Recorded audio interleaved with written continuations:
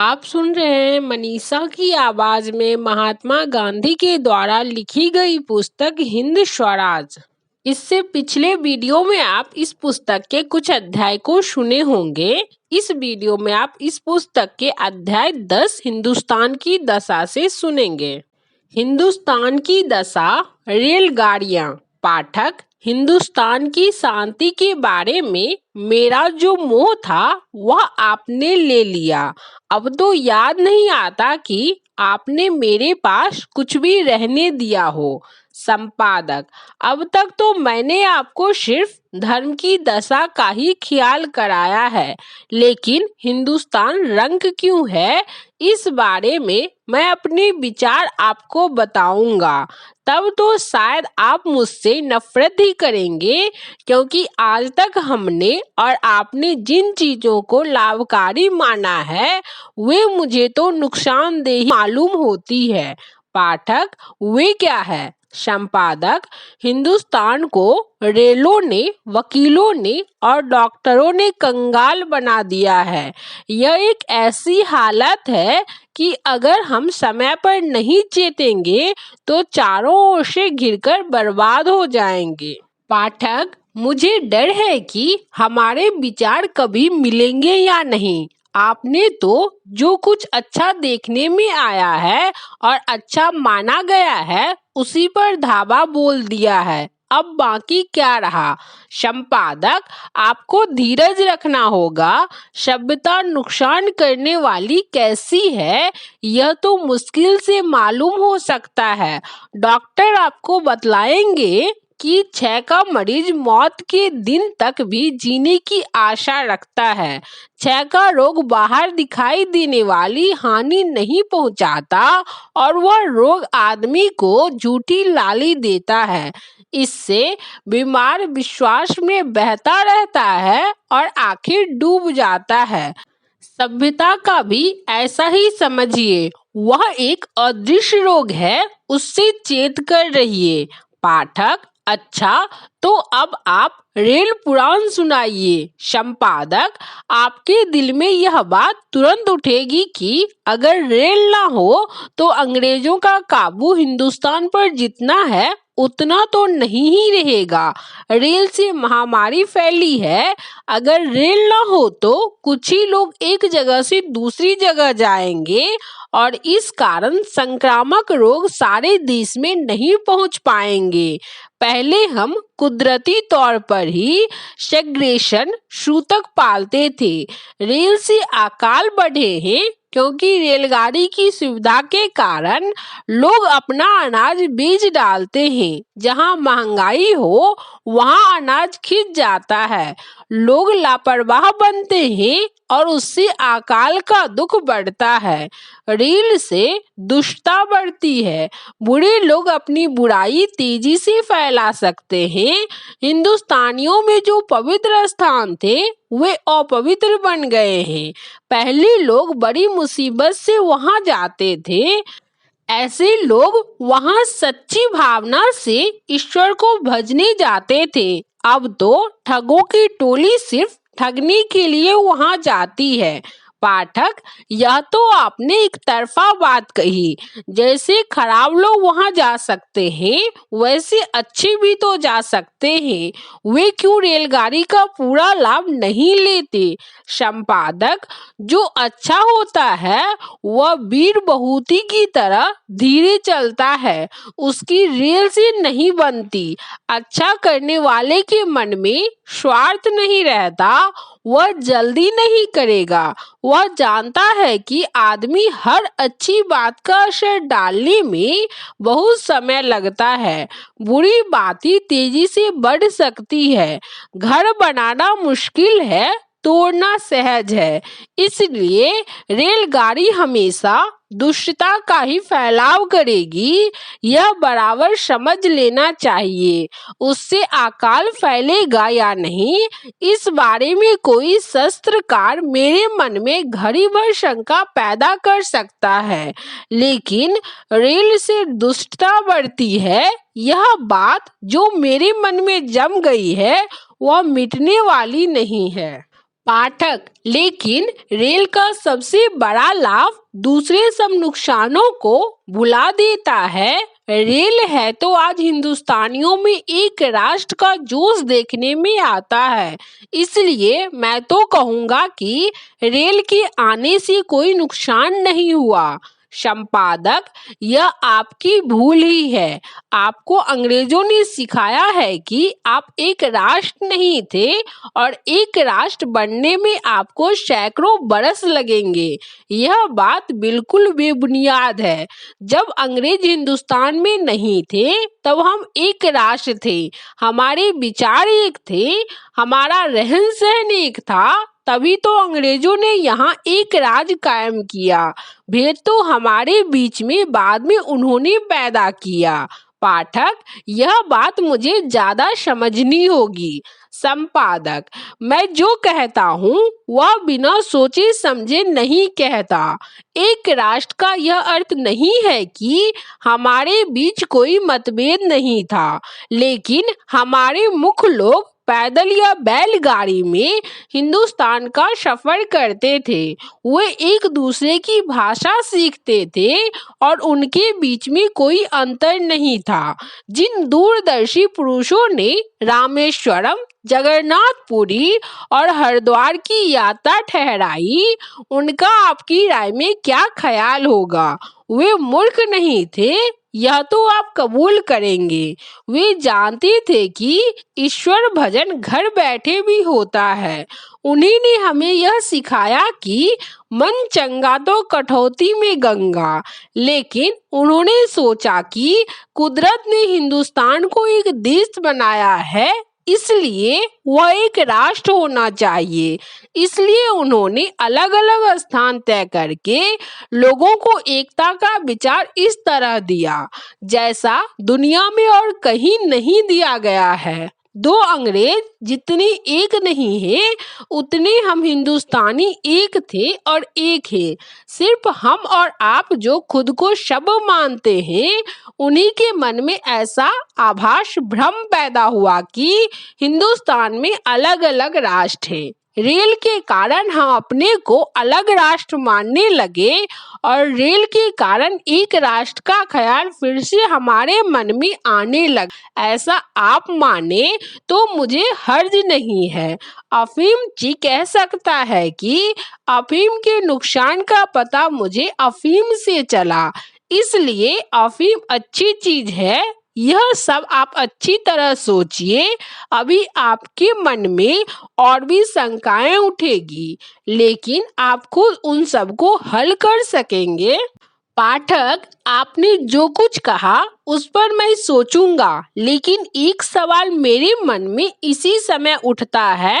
मुसलमान हिंदुस्तान में आए, उसके पहले के हिंदुस्तान की बात आपने की, लेकिन अब तो मुसलमानों, पारसियों, ईसाइयों की हिंदुस्तान में बड़ी संख्या है।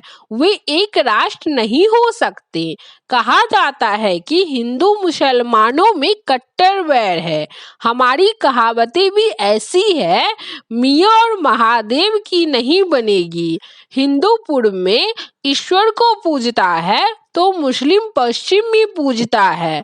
मुसलमान हिंदू को बुत परस्त, मूर्ति पूजक मानकर उससे नफरत करता है। हिंदू मूर्ति पूजक है, मुसलमान मूर्ति को तोड़ने वाला है। हिंदू गाय को पूजता है, मुसलमान उसे मारता है। हिंदू अहिंसक है, मुसलमान हिंसक। यूं पग पग पर जो विरोध है वह कैसे मिटे और हिंदुस्तान एक कैसे हो? हिंदुस्तान की दशा, हिंदू मुसलमान। संपादक, आपका आखिरी सवाल बड़ा गंभीर मालूम होता है, लेकिन सोचने पर वह सहज मालूम होगा। यह सवाल उठा है, उसका कारण भी रेल, वकील और डॉक्टर है। वकीलों और डॉक्टरों का विचार तो अभी करना बाकी है। रेलों का विचार हम कर चुके। इतना मैं जोड़ता हूँ कि मनुष्य इस तरह पैदा किया गया है कि अपने हाथ पैर से बने उतनी ही आने जाने वगैरह की हलचल उसे करनी चाहिए। अगर हम रेल वगैरह साधनों से दौड़ धूप करे ही नहीं तो बहुत पेचीदे सवाल हमारे सामने आएंगे ही नहीं। हम खुद होकर दुख को न्योता देते हैं।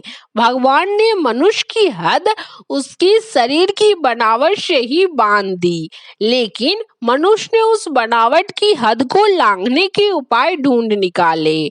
मनुष्य को अकल इसलिए दी गई है कि उसकी मदद से वह भगवान को पहचाने, पर मनुष्य ने अकल का उपयोग भगवान को भूलने में किया। मैं अपनी कुदरती हद के मुताबिक अपने आसपास रहने वालों की ही सेवा कर सकता हूँ, पर मैंने तुरंत अपनी मगरूरी में ढूंढ निकाला कि मुझे तो सारी दुनिया की सेवा अपने तन से करनी चाहिए। ऐसा करने में अनेक धर्मों के और कई तरह के लोगों का साथ होगा। यह बोझ मनुष्य उठा ही नहीं सकता और इसलिए अकुलाता है। इस विचार से आप समझ लेंगे कि रेलगाड़ी सचमुच एक तूफानी साधन है। मनुष्य रेलगाड़ी का उपयोग करके भगवान को भूल गया है। पाठक, पर मैं तो अब जो सवाल मैंने उठाया है उसका जवाब सुनने को अधीर हो रहा हूँ। मुसलमानों के आने से हमारा एक राष्ट्र रहा या मिटा? संपादक, हिंदुस्तान में चाहे जिस धर्म के आदमी रह सकते हैं उससे वह एक राष्ट्र मिटने वाला नहीं है। जो नए लोग उसमें दाखिल होते हैं वे उसकी प्रजा को नहीं तोड़ सकते, वे उसकी प्रजा में घुल मिल जाते हैं। ऐसा तो तभी कोई मुल्क एक राष्ट्र माना जाएगा। ऐसे मुल्क में दूसरे लोगों को समावेश करने का गुण होना चाहिए। हिंदुस्तान ऐसा था और आज भी है। यो तो जितने आदमी उतने धर्म ऐसा मान सकते हैं। एक राष्ट्र होकर रहने वाले लोग एक दूसरे के धर्म में दखल नहीं देते। अगर देते हैं तो समझना चाहिए कि वे एक राष्ट्र होने के लायक नहीं हैं। अगर हिंदू माने कि सारा हिंदुस्तान सिर्फ हिंदुओं से भरा होना चाहिए तो यह एक निरा सपना है। मुसलमान अगर ऐसा माने कि उसमें सिर्फ मुसलमान ही रहे तो उसे ही सपना ही समझिए। फिर भी हिंदू, मुसलमान, पारसी, ईसाई जो इस देश को अपना वतन मानकर बस चुके हैं, एक देशी एक मुल्की हैं। वे देशी भाई हैं और उन्हें एक दूसरे के स्वार्थ के लिए भी एक होकर रहना पड़ेगा। दुनिया के किसी भी हिस्से में एक राष्ट्र का अर्थ एक धर्म नहीं किया गया है। हिंदुस्तान में तो ऐसा था ही नहीं। पाठक, लेकिन दोनों कौमों के कट्टर बैर का क्या? संपादक, कट्टर बैर शब्द दोनों के दुश्मनों ने खोज निकाला है। जब हिंदू मुसलमान झगड़ते थे तब वे ऐसी बातें भी करते थे। झगड़ा तो हमारा सबक बंद हो गया है, फिर कट्टर बैर काहे का? और इतना याद रखिए कि अंग्रेजों के आने के बाद ही हमारा झगड़ा बंद हुआ, ऐसा नहीं है। हिंदू लोग मुसलमान बादशाहों के मातहत और मुसलमान हिंदू राजाओं के मातहत रहते आए हैं। दोनों को बाद में समझ आ गया कि झगड़ने से कोई फायदा नहीं, लड़ाई से कोई अपना धर्म नहीं छोड़ेगा और कोई अपनी जिद भी नहीं छोड़ेगा। इसलिए दोनों ने मिलकर रहने का फैसला किया। झगड़े तो फिर से अंग्रेजों ने शुरू करवाए। मियाँ और महादेव की नहीं बनती, इस कहावत को भी ऐसा ही समझिए। कुछ कहावतें हमेशा के लिए रह जाती है और नुकसान करती ही रहती है। हम कहावत की धुन में इतना भी याद नहीं रखते कि बहुत तेरे हिंदुओं और मुसलमानों के बाप दादी एक ही थे। हमारे अंदर एक ही खून है। क्या धर्म बदला इसलिए हम आपस में दुश्मन बन गए? धर्म तो एक ही जगह पहुंचने के अलग अलग रास्ते हैं। हम दोनों अलग अलग रास्ते ले, इससे क्या हो गया? उसमें लड़ाई काहे की? और ऐसी कहावतें तो शैवों और वैष्णवों में भी चलती है, पर इससे कोई यह नहीं कहेगा कि वे एक राष्ट्र नहीं है। वेद धर्मियों और जैनों के बीच बहुत फर्क माना जाता है, फिर भी इससे वे अलग राष्ट्र नहीं बन जाते। हम गुलाम हो गए हैं, इसलिए अपने झगड़े हम तीसरे के पास ले जाते हैं। जैसे मुसलमान मूर्ति का खंडन करने वाले हैं, वैसे हिंदुओं में मूर्ति का खंडन करने वाला एक वर्ग देखने में आता है। जो जो सही ज्ञान बढ़ेगा, तो हम समझते जाएंगे कि हमें पसंद न आने वाला धर्म दूसरा आदमी पालता हो तो भी उससे बैर भाव रखना हमारे लिए ठीक नहीं। हम उस पर जबरदस्ती ना करें। पाठक, अब गोरक्षा के बारे में अपना विचार बताइए। संपादक, मैं खुद गाय को पूजता हूँ, यानी मान देता हूँ। गाय हिंदुस्तान की रक्षा करने वाली है, क्योंकि उसकी संतान पर हिंदुस्तान का जो खेती प्रधान देश है आधार है। गाय कई तरह से उपयोगी जानवर है। वह उपयोगी जानवर है, यह तो मुसलमान भाई भी कबूल करेंगे।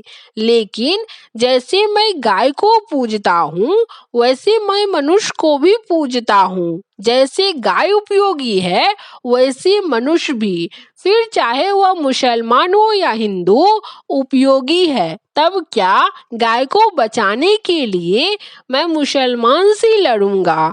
क्या उसे मैं मारूंगा? ऐसा करने से मैं मुसलमान और गाय का भी दुश्मन बनूंगा।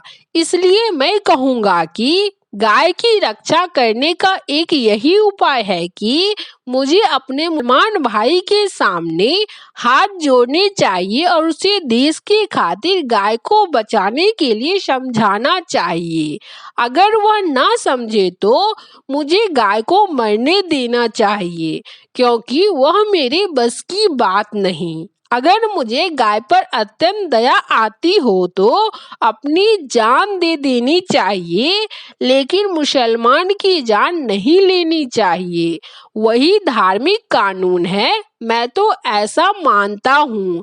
हाँ और नहीं के बीच हमेशा बैर रहता है। अगर मैं वाद विवाद करूँगा तो मुसलमान भी वाद विवाद करेगा। अगर मैं टेढ़ा बनूंगा तो वह भी टेढ़ा बनेगा। अगर मैं बलिष्ठ भर नमूंगा तो वह हाथ भर नमेगा, और अगर वह नहीं भी नमे तो मेरा नमन गलत नहीं कहलाएगा।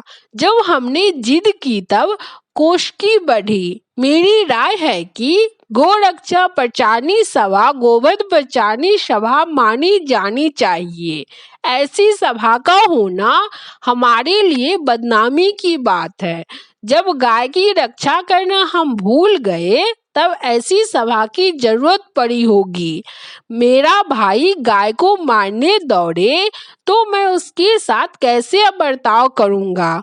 उसे मारूंगा या उसके पैरों में पड़ूंगा? अगर आप कहे कि मुझे उसके पांव पड़ना चाहिए, तो मुझे मुसलमान भाई के भी पांव पड़ना चाहिए।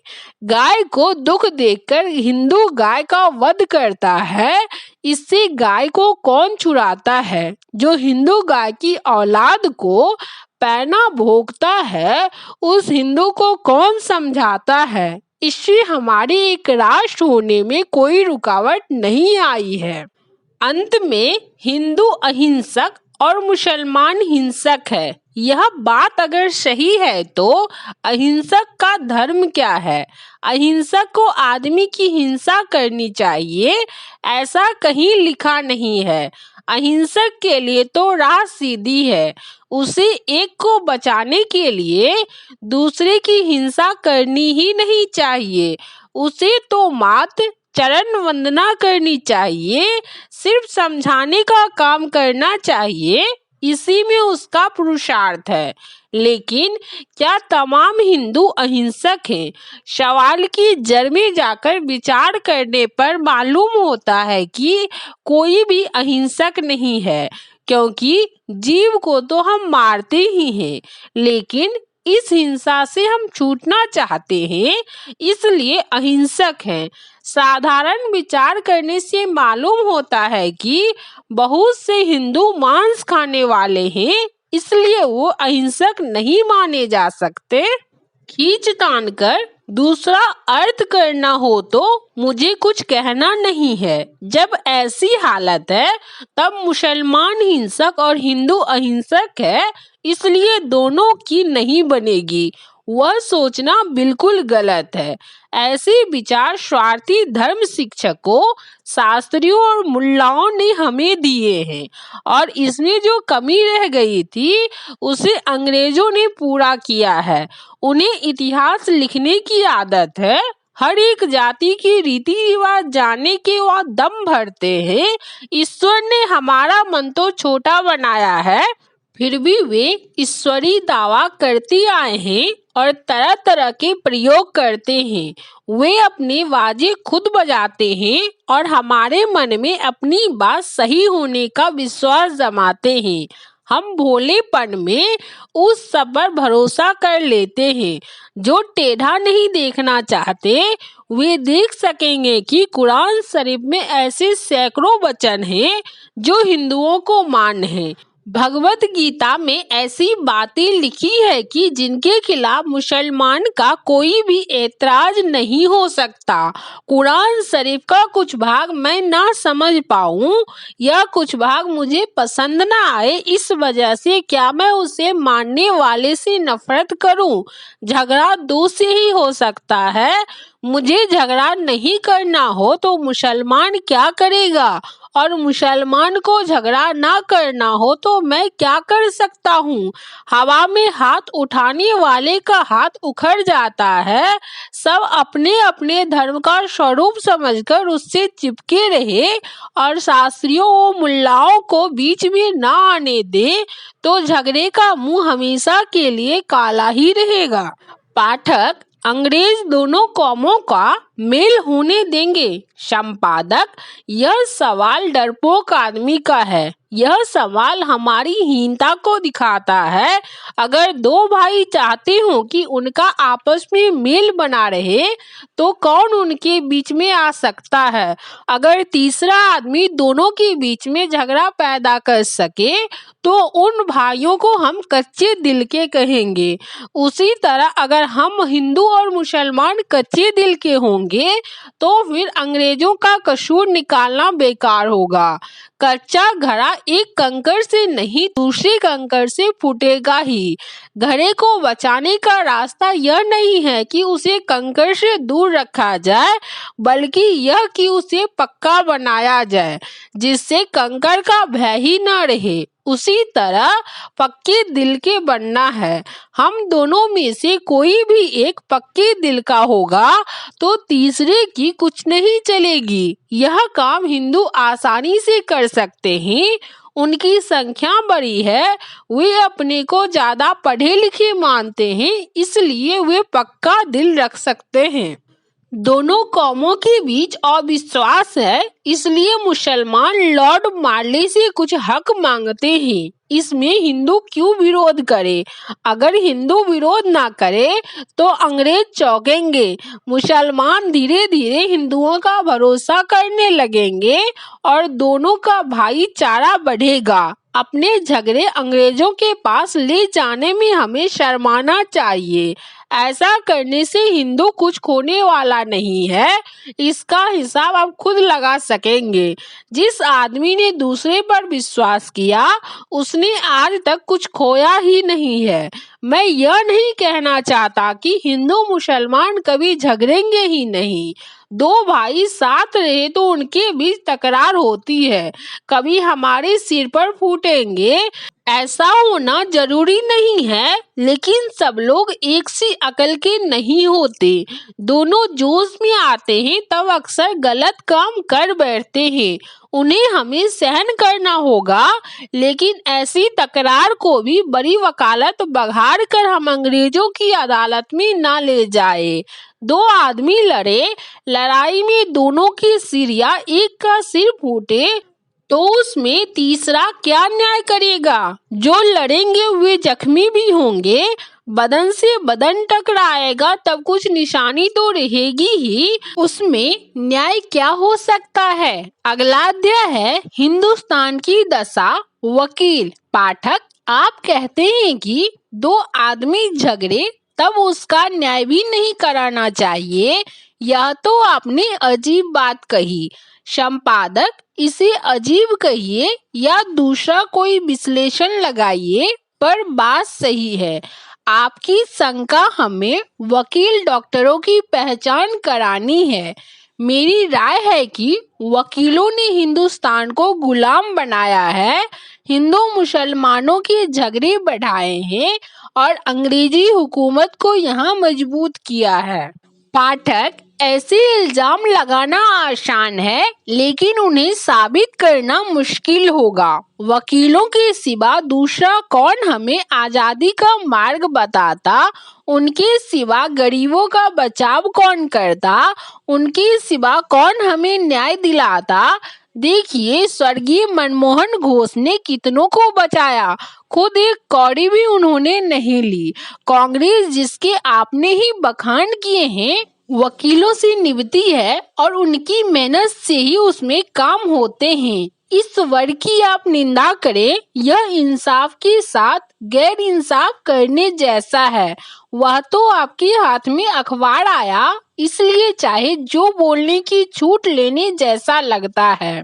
संपादक, जैसा आप मानते हैं वैसा ही मैं भी एक समय मानता था। वकीलों ने कभी कोई अच्छा काम नहीं किया, ऐसा मैं आपसे नहीं कहना चाहता। मिस्टर मनमोहन घोष की मैं इज्जत करता हूँ, उन्होंने गरीबों की मदद की थी, यह बात सही है। कांग्रेस में वकीलों ने कुछ काम किया है, यह भी हम मान सकते हैं। वकील भी आखिर मनुष्य हैं और मनुष्य जाति में तो कुछ तो अच्छाई है ही। वकीलों की भलमनसी के जो बहुत से किस्से देखने में आते हैं, वे तभी हुए जब वे अपने को वकील समझना भूल गए। मुझे तो आपको सिर्फ यही दिखाना है कि उनका धंधा उन्हें अनीति सिखाने वाला है। वे बुरे लालच में फंसते हैं, जिसमें से वे उबरने वाले बिरले ही होते हैं। हिंदू मुसलमान आपस में लड़े हैं, तटस्थ आदमी उनसे कहेगा कि आप गई बीती को भूल जाए, इसमें दोनों का कसूर रहा होगा, अब दोनों मिलकर रहिए। लेकिन वे वकील के पास जाते हैं। वकील का फर्ज जो होता है वह मुवक्किल की ओर जोर लगाए। मुवक्किल के ख्याल में भी न हो ऐसी दलीलें मुवक्किल की ओर ढूंढना वकील का काम है। अगर वह ऐसा नहीं करता तो माना जाएगा कि वह अपने पैसे को बट्टा लगाता है। इसलिए वकील तो आमतौर पर झगड़ा आगे बढ़ाने की ही सलाह देगा। लोग दूसरे का दुख दूर करने के लिए नहीं, बल्कि पैसा पैदा करने के लिए वकील बनते हैं।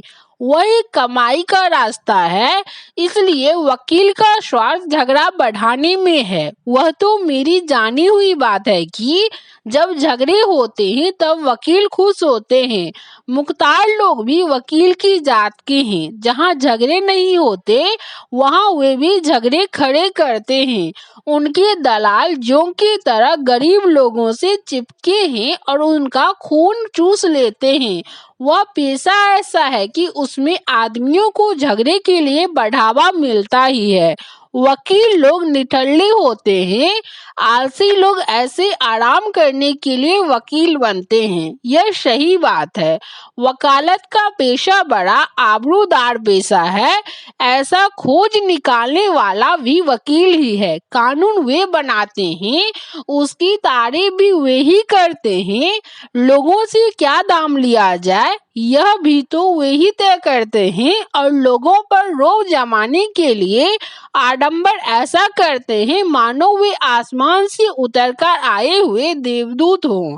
वे मजदूर से ज्यादा रोजी क्यों मांगते हैं? उनकी जरूरतें मजदूर से ज्यादा क्यों हैं? उन्होंने मजदूर से ज्यादा देश का क्या भला किया है? क्या भला करने वाले को ज्यादा पैसा लेने का हक है? और अगर पैसे के खातिर उन्होंने भला किया हो तो उसे भला कैसे कहा जाए? यह तो उस पेशे का जो गुण है वह मैंने बताया। वकीलों के कारण हिंदू मुसलमानों के बीच कुछ दंगे हुए हैं, यह तो जिन्हें अनुभव है वे जानते होंगे। उनसे कुछ खानदान बर्बाद हो गए हैं, उनकी बदौलत भाइयों में जहर दाखिल हो गया है। कुछ रियासतें वकीलों के जाल में फंसकर कर्जदार हो गई है। बहुत से जागीरदार इन वकीलों की कारस्तानी से लुट गए हैं। ऐसी बहुत सी मिसालें दी जा सकती है, लेकिन वकीलों से बड़ा नुकसान तो यह हुआ है कि अंग्रेजों का जुआ हमारी गर्दन पर मजबूत जम गया है। आप सोचिए, क्या आप मानते हैं कि अंग्रेजी अदालतें यहाँ न होती तो वे हमारे देश में राज कर सकते थे? ये अदालतें लोगों के भले के लिए नहीं है। जिन्हें अपनी सत्ता कायम रखनी है वे अदालतों के जरिए लोगों को वश में रखते हैं।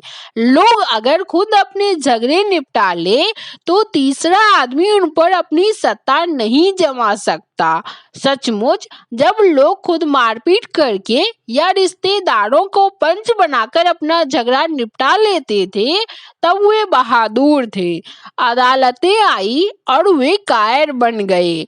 लोग आपस में झगड़कर झगड़े निपटाए, यह जंगली माना जाता था। अब तीसरा आदमी झगड़ा निपटाता है, क्या यह कम जंगलीपन है? क्या कोई ऐसा कह सकेगा कि तीसरा आदमी जो फैसला देता है वह सही फैसला ही होता है? कौन सच्चा है यह दोनों पक्ष के लोग जानते हैं। हम भोलेपन में मान लेते हैं कि तीसरा आदमी हमसे पैसा लेकर हमारा इंसाफ करता है। इस बात को अलग रखे, हकीकत तो यही दिखानी है कि अंग्रेजों ने अदालत के जरिए हम पर अंकुश जमाया है, और अगर हम वकील न बने तो ये अदालतें चल ही नहीं सकती। अगर अंग्रेजी जज होते, अंग्रेजी वकील होते और अंग्रेजी सिपाही होते तो वे सिर्फ अंग्रेजों पर ही राज करते। हिंदुस्तानी जज और हिंदुस्तानी वकील के बगैर उनका काम नहीं चलता। वकील कैसे पैदा हुए, उन्होंने कैसी धांधली मचाई, यह सब अगर आप समझ सके तो मेरी जितनी ही नफरत आपको भी इस पेशे के लिए होगी। अंग्रेजी सत्ता की एक मुख्य कुंजी उनकी अदालतें हैं और अदालतों की कुंजी वकील है। अगर वकील वकालत करना छोड़ दे और वह पेशा वेश्या के पेशे जैसा नीच माना जाए तो अंग्रेजी राज एक दिन में टूट जाए। वकीलों ने हिंदुस्तानी प्रजा पर यह तोहमत लगवाई है कि हमें झगड़े प्यारे हैं और हम कोर्ट कचहरी रूपी पानी की मछलियां हैं। जो शब्द मैं वकीलों के लिए इस्तेमाल करता हूँ वही सब जजों पर भी लागू होते हैं। ये दोनों मौसेरी भाई हैं और एक दूसरे को बल देने वाले हैं। अगला अध्याय है हिंदुस्तान की दशा। डॉक्टर पाठक, वकीलों की बात तो हम समझ सकते हैं। उन्होंने जो अच्छा काम किया है वह जानबूझकर नहीं किया, ऐसा यकीन होता है। बाकी उनके धंधे को देखा जाए तो वह कनिष्क ही है, लेकिन आप तो डॉक्टर को भी उनके साथ घसीटते हैं, यह कैसे? संपादक, मैं जो विचार आपके सामने रखता हूँ वे इस समय तो मेरे अपने ही हैं, लेकिन ऐसे विचार मैंने ही किए हैं सो बात नहीं। पश्चिम के सुधारक खुद मुझसे ज्यादा सख्त शब्दों में इन धंधों के बारे में लिख गए हैं। उन्होंने वकीलों और डॉक्टरों की बहुत निंदा की है। उनमें से एक लेखक ने एक जहरी पेड़ का चित्र खींचा है। वकील, डॉक्टर वगैरह निकम्मे धंधे वालों की उसकी शाखाओं के रूप में बताया है और उस पेड़ के तने पर नीति धर्म की कुल्हाड़ी उठाई है। अनीति को इन सब धंधों की जड़ बताया है। इससे आप यह समझ लेंगे कि मैं आपको सामने अपने दिमाग से निकाले हुए नए विचार नहीं रखता, लेकिन दूसरों का और अपना अनुभव आपके सामने देखता हूँ। डॉक्टरों के बारे में जैसे आपको अभिमोह है, वैसे कभी मुझे भी था। एक समय था जब मैंने खुद डॉक्टर होने का इरादा किया था और सोचा था कि डॉक्टर बनकर कौम की सेवा करूंगा। मेरा यह मोह अब मिट गया। हमारे समाज में वैद्य को धंधा कभी अच्छा माना ही नहीं गया। इसका भान अब मुझे हुआ है और उस विचार की कीमत मैं समझ सकता हूँ। अंग्रेजों ने डॉक्टरी विद्या से भी हम पर काबू जमाया है। डॉक्टरों में दम की भी कमी नहीं है। मुगल बादशाह को भरमाने वाला एक अंग्रेज डॉक्टर ही था। उसने बादशाह के घर में कुछ बीमारी मिटाई, इसलिए उसे सिरोपाव मिला। अमीरों के पास पहुंचने वाले भी डॉक्टर ही हैं। डॉक्टरों ने हमें जड़ से हिला दिया है। डॉक्टरों से नीम हकीम ज्यादा अच्छे, ऐसा कहने का मेरा मन होता है। इस पर हम कुछ विचार करें। डॉक्टरों का काम सिर्फ शरीर को संभालने का है, यह शरीर को संभालने का भी नहीं है। उनका काम शरीर में जो रोग पैदा होते हैं उन्हें दूर करने का है। रोग क्यों होते हैं? हमारी ही गफलत से। मैं बहुत खाऊं और मुझे बदहमी, अजीर्ण हो जाए, फिर मैं डॉक्टरों के पास जाऊं और वह मुझे गोली दे। गोली खाकर मैं चंगा हो जाऊं और दोबारा खूब खाऊं और फिर से गोली लूं। अगर मैं गोली ना लेता तो अजीर्ण की सजा भुगतता और फिर से बेहद नहीं खाता। डॉक्टर बीच में आया और उसने हद से ज्यादा खाने में मेरी मदद की। उससे मेरे शरीर को तो आराम हुआ, लेकिन मेरा मन कमजोर बना। इस तरह आखिर मेरी यह हालत होगी कि मैं अपने मन पर जरा भी काबू न रख सकूंगा। मैंने विलास किया, मैं बीमार पड़ा, डॉक्टर ने मुझे दवा दी और मैं चंगा हुआ। क्या मैं फिर से विलास नहीं करूंगा? जरूर करूंगा। अगर डॉक्टर बीच में ना आता तो कुदरत अपना काम करती। मेरा मन मजबूत बनता, अंत में निर्विशिष्ट होकर मैं सुखी होता। अस्पतालें पाप की जड़ है। उनकी बदौलत लोग शरीर का जतन कम करते हैं और अनीति को बढ़ाते हैं। यूरोप के डॉक्टर तो हद करते हैं। वे सिर्फ शरीर के ही गलत जलन के लिए लाखों जीवों को हर साल मारते हैं, जिंदा जीवों पर प्रयोग करते हैं। ऐसा करना किसी भी धर्म को मंजूर नहीं। हिंदू, मुसलमान, ईसाई, जरथोस्टी सब धर्म कहते हैं कि आदमी के शरीर के लिए इतने जीवों को मारने की जरूरत नहीं। डॉक्टर हमें धर्मभ्रष्ट करते हैं। उनकी बहुत सी दवाओं में चर्बी या दारू होती है। इन दवाओं में से एक भी चीज हिंदू मुसलमानों को चल सके ऐसी नहीं है। हम सब होने का ढोंग करके दूसरे को वहमी मानकर और बेलगाम होकर चाहे सो करते रहे, यह दूसरी बात है। लेकिन डॉक्टर हमें धर्म से भ्रष्ट करते हैं, यह साफ और सीधी बात है। इसका परिणाम यह आता है कि हम निसंता और नामर्द बनते हैं। ऐसी दशा में हम लोक सेवा करने लायक नहीं रहते और शरीर से छिन्न और बुद्धिहीन होते जा रहे हैं। अंग्रेजी या यूरोपियन डॉक्टरी सिखाना गुलामी की गांठ को मजबूत बनाने जैसा है। हम डॉक्टर क्यों बनते हैं, यह भी सोचने की बात है। उसका सच्चा कारण तो आबरूदार और पैसा कमाने का धंधा करने की इच्छा है। उसमें परोपकार की बात नहीं है, उस धंधे में परोपकार नहीं है, यह तो मैं बता चुका। उससे लोगों को नुकसान होता है। डॉक्टर सिर्फ आडंबर दिखाकर ही लोगों से बड़ी फीस वसूल करते हैं और अपनी एक पैसे की दवा के कई रुपये लेते हैं। यूं विश्वास में और चंगे हो जाने की आशा में लोग डॉक्टरों से ठगे जाते हैं। जब ऐसा ही है तब भलाई का दिखावा करने वाले डॉक्टरों से खुले ठग वैद्य नीम हकीम ज्यादा अच्छे। अगला अध्याय है सच्ची सभ्यता कौन सी। पाठक, आपने रेल को रद्द कर दिया, वकीलों की निंदा की, डॉक्टरों को दबा दिया, तमाम मशीनरी को भी आप नुकसानदेह मानेंगे, ऐसा मैं देख सकता हूँ। तब सभ्यता कहे तो किसे कहे। संपादक, इस सवाल का जवाब मुश्किल नहीं। मैं मानता हूँ कि जो सभ्यता हिंदुस्तान ने दिखाई है उसको दुनिया में कोई नहीं पहुँच सकता। जो बीज हमारे पुरखों ने बोए हैं उनकी बराबरी कर सके ऐसी कोई चीज देखने को नहीं आई। रोम मिट्टी में मिल गया, ग्रीस का सिर्फ नाम ही रह गया, मिस्र की बादशाही चली गई, जापान पश्चिम की शिकंजे में फंस गया और चीन का कुछ भी कहा नहीं जा सकता। लेकिन गिरा टूटा जैसा भी हो, हिंदुस्तान आज भी अपनी बुनियाद में मजबूत है। जो रोम और ग्रीस गिर चुके हैं उनकी किताबों से यूरोप के लोग सीखते हैं, उनकी गलतियां ये नहीं करेंगे ऐसा गुमान रखते हैं। ऐसी उनकी कंगाल हालत है, जबकि हिंदुस्तान अचल है, अडिग है। यही उसका भूषण है। हिंदुस्तान पर आरोप लगाया जाता है कि वह ऐसा जंगली, ऐसा अज्ञानी है कि उससे जीवन में कुछ फेर ही नहीं जा सकते। यह आरोप हमारा गुण है, दोष नहीं। अनुभव से जो हमें ठीक लगा है लेंगे। बहुत सी अकल देने वाले आते जाते रहते हैं पर हिंदुस्तान अडिग रहता है।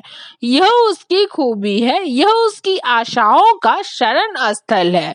सभ्यता वह आचरण है जिससे आदमी अपना फर्ज अदा करता है। फर्ज अदा करने की मानी है नीति का पालन करना। नीति के पालन का मतलब है अपने मन और इंद्रियों को वश में रखना।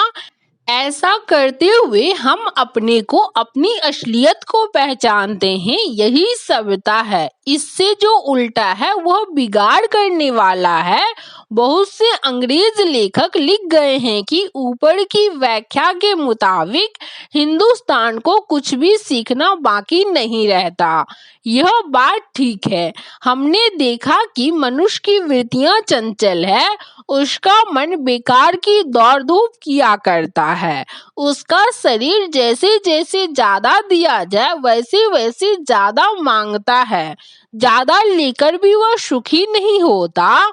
भोग भोगने से भोग की इच्छा बढ़ती जाती है। इसलिए हमारे पुरखों ने भोग की हद बांध दी। बहुत सोचकर उन्होंने देखा कि सुख दुख तो मन के कारण है।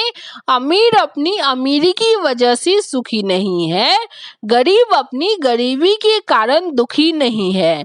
अमीर दुखी देखने में आता है और गरीब सुखी देखने में आता है। करोड़ों लोग तो गरीब ही रहेंगे। ऐसा देखकर उन्होंने भोग की वासना छुड़वाई। हजारों साल पहले जो हल काम में लिया जाता था उससे हमने काम चलाया। हजारों साल पहले जैसे झोपड़े थे उन्हें हमने कायम रखा। हजारों साल पहले जैसी हमारी शिक्षा थी वही चलती आई। हमने नाशकारक होड़ को समाज में जगह नहीं दी। सब अपना अपना धंधा करते रहे, उसमें उन्होंने दस्तूर के मुताबिक दाम लिए। ऐसा नहीं था कि हमें यंत्र वगैरह की खोज करना भी नहीं आता था, लेकिन हमारे पूर्वजों ने देखा कि लोग अगर यंत्र वगैरह की झंझट में पड़ेंगे तो गुलाम बनेंगे और अपनी नीति को छोड़ देंगे। उन्होंने सोच समझकर कहा कि हमें अपने हाथ पैरों से जो काम हो सके वही करना चाहिए। हाथ पैरों का इस्तेमाल करने में ही सच्चा सुख है, उसी में तंदुरुस्ती है। उन्होंने सोचा कि बड़े शहर खड़े करना बेकार की झंझट है, उनमें लोग सुखी नहीं होंगे, उनमें धूर्तों की टोलियों और वेश्याओं की गलियां पैदा होगी, गरीब अमीरों से लूटे जाएंगे।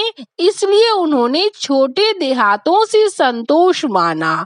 उन्होंने देखा कि राजाओं और उनकी तलवार के बंदीवश नीति का बल ज्यादा बलवान है, इसलिए उन्होंने राजाओं को नीतिवान पुरुषों, ऋषियों और फकीरों से कम दर्जे का माना। ऐसे जिस राष्ट्र की गठन है वह राष्ट्र दूसरे को सिखाने लायक है, वह दूसरे से सीखने लायक नहीं है। इस राष्ट्र में अदालतें थी, वकील थे, डॉक्टर, वैद्य थे, लेकिन वे सब ठीक ढंग से नियम के मुताबिक चलते थे। वे सब जानते थे कि ये धंधे बड़े नहीं हैं और वकील, डॉक्टरों वगैरह लोगों में लूट नहीं चलाते थे। वे तो लोगों के आश्रित थे, वे लोगों के मालिक बनकर नहीं रहते थे। इंसाफ काफी अच्छा होता था। अदालतों में ना जाना यह लोगों का ध्येय था। उन्हें भरमाने वाला स्वार्थी लोग नहीं थे। इतनी शरण भी सिर्फ राजा और राजधानी के आसपास ही थी। यूं आम प्रजा तो उससे स्वतंत्र रहकर अपने खेत का मालिकी हक भोगती थी। उनके पास सच्चा स्वराज था। और जहां यह चंडाल सभ्यता नहीं पहुंची है, वहां हिंदुस्तान आज भी वैसा ही है। उसके सामने आप अपने नए ढोंगों की बात करेंगे तो वह आपकी हंसी उड़ाएंगे। उस पर ना तो अंग्रेज राज करते हैं, ना आप कर सकेंगे। जिन लोगों के नाम पर हम बात करते हैं उन्हें हम पहचानते नहीं हैं, ना वे हमें पहचानते हैं। आपको और दूसरों को जिनमें देश प्रेम है, मेरी सलाह है कि आप देश में जहां रेल की बाढ़ नहीं फैली है उस भाग में 6 माह के लिए घुमाइए और बाद में देश की लगन लगाइए, बाद में स्वराज की बात करें। अब आपने देखा कि सच्ची सभ्यता में किस चीज को कहता हूँ।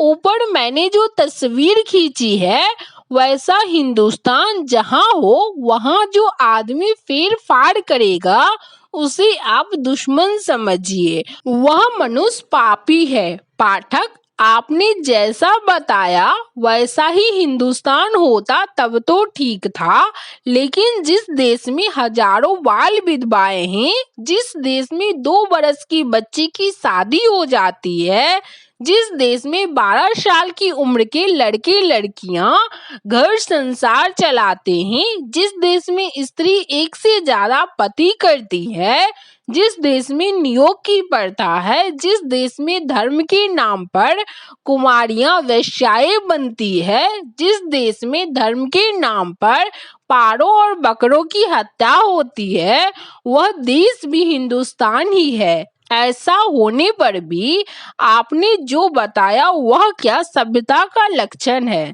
संपादक, आप भूलते हैं, आपने जो दोष बताए ये तो सचमुच दोषी है, उन्हें कोई सभ्यता नहीं कहता। वे दोष सभ्यता के बावजूद कायम रहे, उन्हें दूर करने के प्रयत्न हमेशा हुए हैं और होते ही रहेंगे। हम में जो नया जोश पैदा हुआ है उसका उपयोग हम नए दोषों को दूर करने में कर सकते हैं।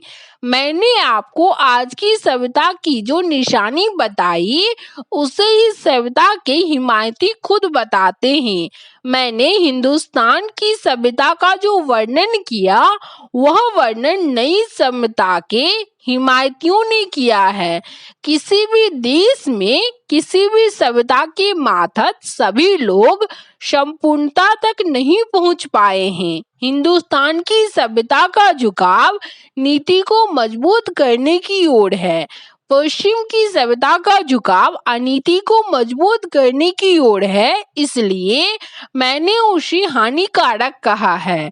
पश्चिम की सभ्यता नश्वरवादी है, हिंदुस्तान की सभ्यता ईश्वर को मानने वाली है। यूं समझकर ऐसी श्रद्धा रखकर हिंदुस्तान के हित चिंतकों को चाहिए कि वे हिंदुस्तान की सभ्यता से बच्चा जैसे माँ से चिपटा रहता है वैसे चिपटे रहे। अगला अध्याय है हिंदुस्तान कैसे आजाद हो। पाठक, सभ्यता के बारे में आपके विचार में समझ गया। आपने जो कहा उस पर मुझे ध्यान देना होगा। तुरंत सब कुछ मंजूर कर लिया जाए ऐसा आप नहीं मानते होंगे, ऐसी आशा भी नहीं रखते होंगे। आपके ऐसे विचारों के अनुसार आप हिंदुस्तान के आजाद होने का क्या उपाय बताएंगे। संपादक, मेरे विचार सब लोग तुरंत मान ले ऐसी आशा मैं नहीं रखता। मेरा फर्ज इतना ही है कि आपके जैसे जो लोग मेरे विचार जानना चाहते हैं उनके सामने अपने विचार रख सकूं। वे विचार उन्हें पसंद आएंगे या नहीं आएंगे यह तो समय बीतने पर ही मालूम होगा। हिंदुस्तान की आजादी के उपायों का हम विचार कर चुके, फिर भी हमने दूसरे रूप में उन पर विचार किया। अब हम उन पर उनके स्वरूप में विचार करें। जिस कारण से रोगी बीमार हुआ हो वह कारण अगर दूर कर दिया जाए तो रोगी अच्छा हो जाएगा, यह जग मशहूर बात है। इसी तरह जिस कारण से हिंदुस्तान गुलाम बना वह कारण अगर दूर कर दिया जाए तो वह बंधन से मुक्त हो जाएगा। पाठक, आपकी मान्यता के मुताबिक हिंदुस्तान की सभ्यता अगर सबसे अच्छी है तो फिर वह गुलाम क्यों बना। संपादक, सभ्यता तो मैंने कही वैसे ही है, लेकिन देखने में आया है कि हर सभ्यता पर आफतें आती है। जो सभ्यता अचल है वह आखिरकार आफतों को दूर कर देती है। हिंदुस्तान के बालकों में तो कोई ना कोई कमी थी, इसलिए यह सभ्यता आफतों से घिर गई।